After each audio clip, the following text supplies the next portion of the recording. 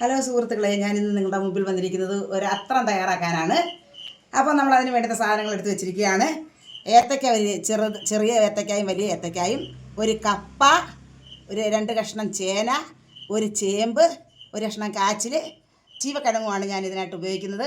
ചീവക്കിഴങ്ങ് വെള്ളത്തിൽ ഇത്രയും സാധനങ്ങളാണ് ഞാൻ അത്രത്തിനെടുക്കുന്നത്. പിന്നെ വേണമെങ്കിൽ നമുക്ക് കടല കുതിർത്ത് വേവിച്ച് ചേർക്കാം, അതുപോലെ തന്നെ വൻപയറും ചേർക്കാം. പക്ഷേ ഞാൻ ഇത്രയും സാധനങ്ങൾ വെച്ചാണ് അത്രം വയ്ക്കാൻ പോകുന്നത്.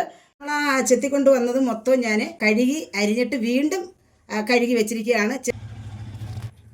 മഴയായതുകൊണ്ട് ഈ ചേനയ്ക്ക് വെള്ളം പിടിച്ചിട്ടുണ്ട്, വേവുമെന്ന് സംശയമുണ്ട്. അതുകൊണ്ട് ഈ ചേനയും നമ്മുടെ ഈ ചീവക്കിഴങ്ങും കൂടെ 2-3 പച്ചമുളകും കൂടെ ഞാനിന്ന് ഇട്ട് ഒരു 3-4 തിള തിളച്ചതിന് ശേഷം മാത്രം ബാക്കി സാധനങ്ങൾ നമുക്ക് ഇട്ട് കൊടുത്താൽ മതി. അപ്പോൾ അതിലേക്ക് പോകാം.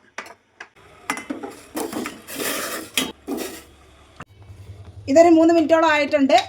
ഇനി നമുക്ക് ബാക്കി സാധനങ്ങൾ അങ്ങോട്ട് ഇട്ട് കൊടുക്കാം. ഇച്ചിരി മഞ്ഞപ്പൊടി,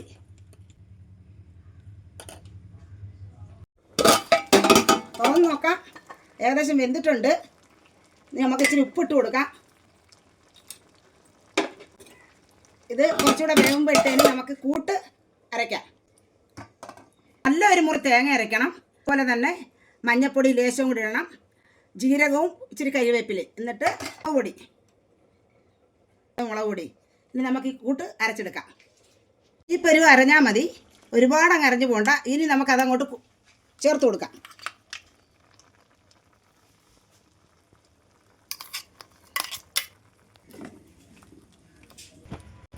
അത്ര നമുക്ക് പരുവായിട്ടുണ്ട്. ഇനി വാങ്ങി വെച്ചിട്ട് കടുക് വറക്കാം.